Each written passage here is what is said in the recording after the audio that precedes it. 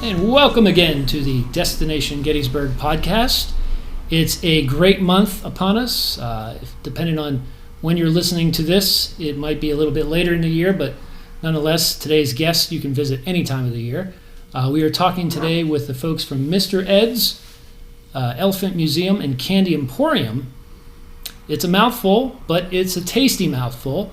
We're going to hear from them today about everything they have to offer here right by Gettysburg. So how are you folks doing? We're great. Thanks for having us. Absolutely. And if you wouldn't mind, just introduce yourself and kind of tell your life story, if you will. Sure.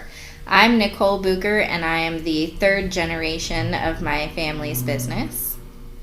And I'm Isaac Bucher, Nicole's husband, and together we own Mr. Ed's Elephant Museum and Candy Emporium.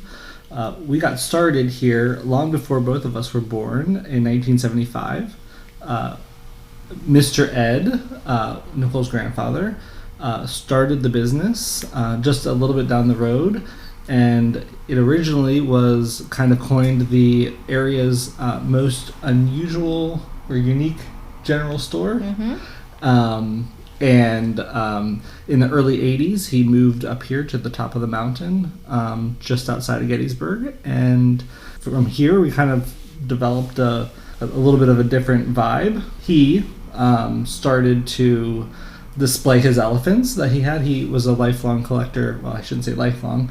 When he got married in 1967 is when he started collecting elephants. And they kind of outgrew his house, so his wife Pat said, we need to find a home for these, so he started displaying them in the store. Candy has always been a big part of the business, and unique gifts is the other area.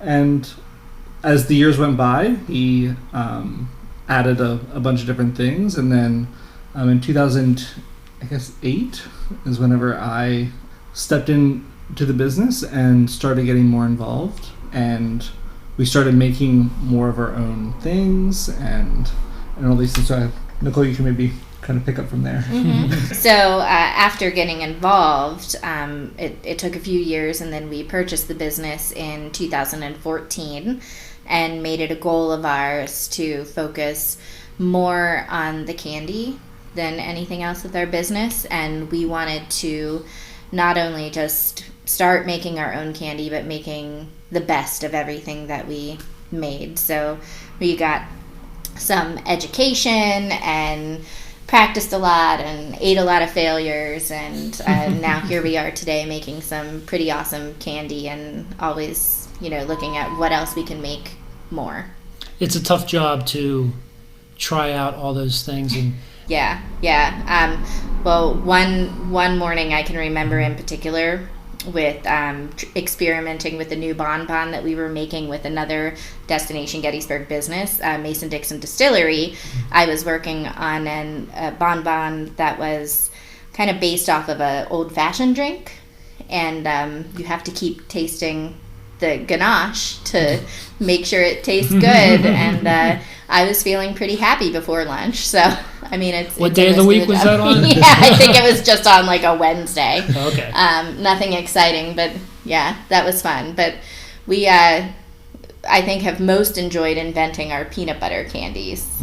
And they've actually become our most popular kind of candy that we make ourselves, particularly peanut butter meltaways. We just started doing peanut butter truffles and peanut butter marshmallow truffles and peanut butter caramel truffles. So they've quickly become the most popular things in our truffle case. You had me at peanut butter. Yeah. It's like one of those things. If I ever woke up and one day and I couldn't eat peanut butter anymore, I would be done. Yeah. Well, and you discovered our secret. You looked in our kitchen and saw we only use Jif. Okay. So that's, I wasn't going to say it, but you can. That's we fine. are choosy. Okay. Yeah, that's just we're doing this late January that we're getting together to chat. Just a few days ago, I celebrate a lot of holidays, Christmas, kids' birthdays are important, I guess, too. But one of the most important days is National Peanut Butter Day. Oh, yeah. Which was just a few days ago. Yeah, we celebrate that here, too. And we even grind our own peanut butter here fresh. We have several different flavors of that, and that has become extremely popular for that. We have people who come in and just buy the tubs of peanut butter with no intention of eating it with celery or carrots or on bread. They just eat it straight out of the jar because it's just that good and fresh. We grind it fresh every week. So Welcome to my life. yeah. I've gotten judged many a times by people who have walked by my office door and see me with a jar of peanut butter. And It's good protein. It is. So aside from peanut butter, what are your favorite treats personally? We'll start with you, Nicole. Oh my. So, being in this business my whole life, I don't have a huge sweet tooth, just because, I've had access to it forever. I'm more of the salty kind of person.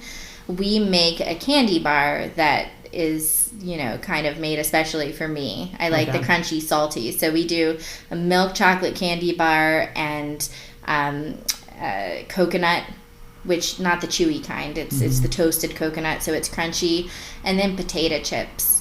And to me, it reminds me of being on a beach because of the coconut and the potato chips. You eat chips on the beach, and it's crunchy, and it's called Beach Please. Oh, okay. And that's one of my more favorite treats that we have here. I love the texture and the saltiness of it. But even our peanut butter meltaways, we load that up with some salt because you need the salt with the sweet. It just makes it taste better. It brings out the chocolate and the peanut butter. Yep.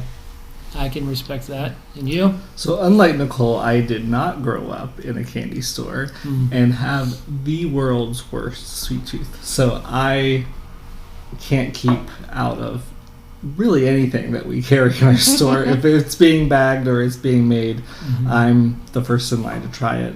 But I am addicted to chocolate-covered Oreos. Okay. I will say right now Isaac has about 300 chocolate-covered Oreos on his desk that I'm very picky with quality, and if it doesn't meet my quality standards, we pull it and we don't sell it. So I'm waiting patiently for him to eat them all. Months and months and months worth of chocolate-covered Oreo rejects. But like you, I also have a huge sweet tooth for chocolate and peanut butter as well. So I can't turn away from that either. I can't blame you there. If you want to, do you feel like giving a plug to your dentist? Because I'm sure that they're probably a saint, if not already. Gettysburg Dental Associates. I've been after Dr. Seidel for years to buy advertising right inside our door. Okay. Be a good partnership, and actually our sons are in school together. They're in the same class, so it's kind of funny to have the dentist and the candy kid together in the same class. Nice. Now, a lot of candy stores that I've been into in other parts of the country, whenever I'm visiting places, I'll stop and I'll see things, and it's not so much homemade items.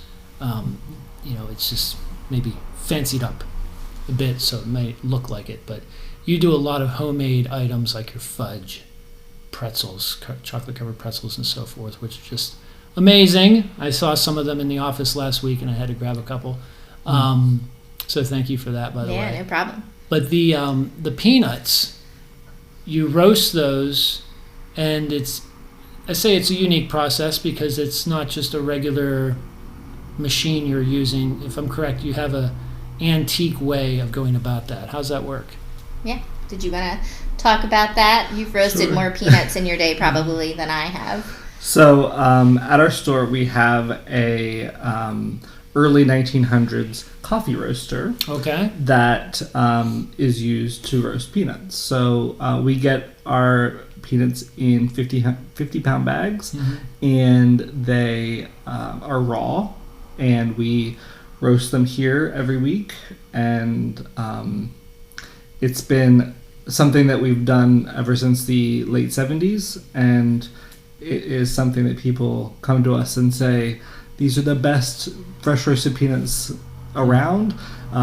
We do them in 4 different roasts: light, regular, dark, and extra dark. So peanuts are a lot like a coffee bean. The longer you roast them, the more of a bold flavor they get. So we offer the gamut for people. Some people like them almost burnt. The extra dark is definitely for that. And some people like them a little underdone. And but we do sell quite a few fresh roasted peanuts throughout the year. Tons and tons of them, literally. Yeah, and the extra dark are only ever an accident. We don't purposely do extra dark, but when we do them, people, they have a following. People get very excited about that. I'm in that group. Yeah, they're almost dangerous when you take them out of the roaster, because peanuts continue to cook, and if you go too far, then it'll just ignite. So they're right on the cusp of that. I've only set one batch of peanuts on fire in my tenure of roasting peanuts, which was a purely by mistake. We got to talking to a sales rep one afternoon, and I totally forgot that I had peanuts roasting in the peanut roaster, so it was quite stinky and smoky. What's that situation like? Did you literally have to get the fire extinguisher?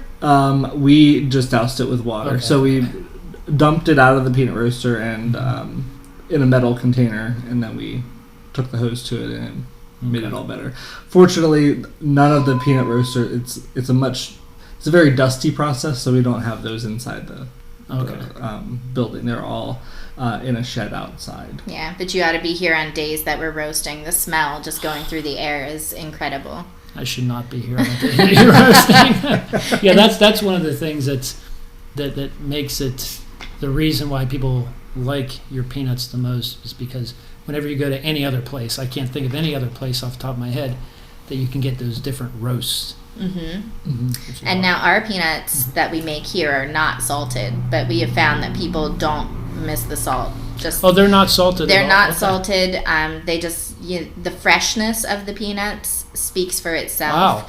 We do have other peanuts that we sell that are salted in the shell, but they have to go through a brining process in liquid before they're roasted. So we don't do those in house, but.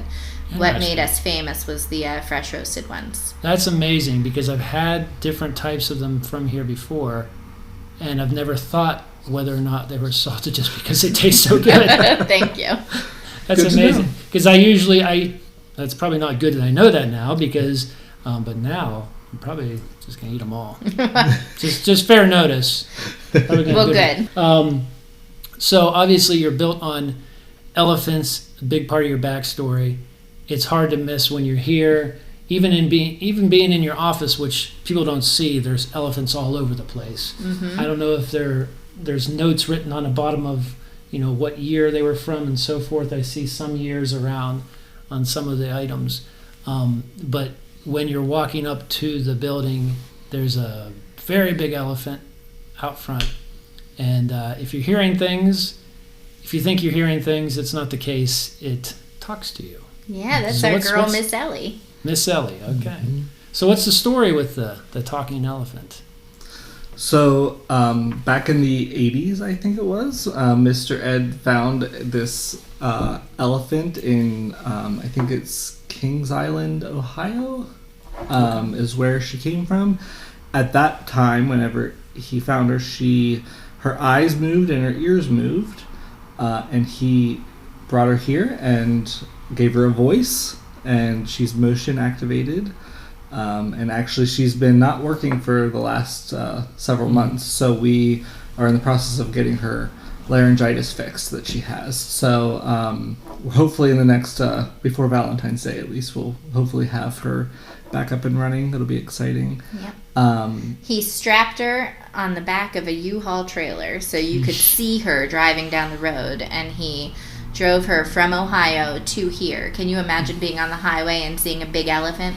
I'm immediately picturing just the road between here and the turnpike, and yikes! Exactly. I don't know what the situation looked like on the roads beforehand, but yeah, that's a tough road. She's been a staple here, though, so we love our Miss Ellie, and we've added other elephants that are life-size here. There's a total of 6 life-size elephants are on property. One inside our store. There's a 12-foot elephant right inside the store.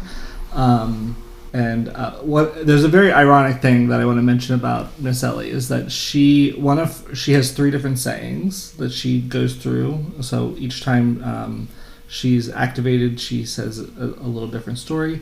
But one of the things that she says is, when you drive by, beep the horn.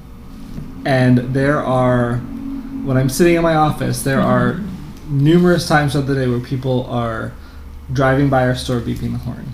Miss Ellie has had an impact on people, and every time they drive by, they beep. Just know that people love you so much. Yeah. That's really cool. We do love that.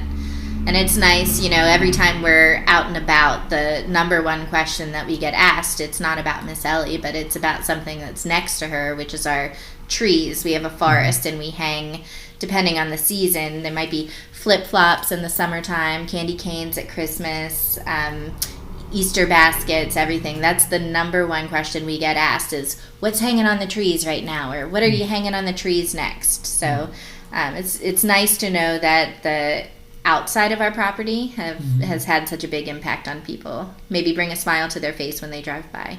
Still going strong, and for good reason. People love you because of the great taste you bring and the smiles to kids' faces, which you see on the billboards. You can't miss this place. Every time you come out this way, whichever direction you're coming from, you'll see a billboard for Mr. Ed's with some smiling faces on those signs there as well. But if you're not in the area and you can't quite get here anytime soon for that matter, is there a way to taste some of these confections that you put out there? Can you order things online? Absolutely. We have a website, mreds.com, and we ship to every state. In fact, we're shipping every single day. So it's been a busy thing for us, and everything you can get in our store that you can put in your mouth and eat is being put on the website. So it's a living thing. We're always getting new things, new candies in our store. When we get the chance, we'll upload that onto the website. In fact, we're doing a big upload right now of probably 150 more things on the website that you can get. You can get the fudge, the peanuts, the peanut butter, and even the candies that we don't make, you can get on the website. So it's been a great vehicle for us. That was probably no easy feat setting that up. When we redid the website in 2020, we put hundreds of items on there, and since then we've added hundreds more. So, and we also have a seasonal shop. So right now you can even get Valentine's and Easter candies on there that are homemade by us that will ship. Nice. Event-wise, throughout the year, whether it's Easter or whatever else is going on, you have various things that you have listed on your website. Is there anything coming up in the near future that you're looking forward to? There is. We've started planning for our big Easter egg hunt, and that is always on the Saturday before Palm Sunday, so the Saturday the week before Easter. And we generally get like 500 or 600 kids to come that day and hunt 10,000 Easter eggs that everyone is filled with candy or some sort of prize, usually candy, and it's become a community favorite event, and we even have people driving from 2 and 3 and 4 hours away just to come to that event. And it's free. On the note of driving 2-3 hours away, do you find yourselves playing a little license plate bingo for the cars that come around here? We do. It's always fascinating to look at our parking lot, particularly in the summertime, and see all the different states that come here. We also have a map in our store where people can put a pin from where they're from, and we have to clean that map off, at least quarterly, so because it just gets completely full. It's amazing where people are coming from. That's a good problem to have. It's a great problem to have, and we love talking to people, finding out why they're here, and it's always interesting. People definitely love Gettysburg. Wonderful. Well, thank you so much for joining us on the podcast today. We're really proud to have you in the area. Thank you. We try to provide that wow, unique experience, and we are always humbled by how much people tell us that our family's business, our family's life work means to them. It's incredibly humbling. So we're just proud to be here. Thank you for listening to the Destination Gettysburg podcast, produced and hosted by Rick Kennis, with thanks to our special guest. No part of this material may be reproduced without written permission. Get inspired for your visit to Adams County, Pennsylvania at destinationgettysburg.com.